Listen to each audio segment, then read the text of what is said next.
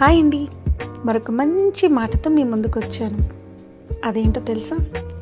మన జీవితంలో ఎంతోమంది పరిచయం అవుతూ ఉంటారు, అయి ఉంటారు కూడా కదా.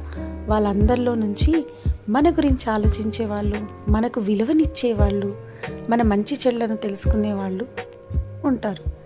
మరికొంతమంది తెలుసుకున్నట్టుగా, ఆలోచించినట్టుగా పైకి నవ్వుతూ కనిపిస్తూ నటించే వాళ్ళు ఉంటారు. అలా నటించే వాళ్ళు ఎవరో తెలుసుకొని వాళ్ళని దూరం పెట్టడమే చాలా మంచిది.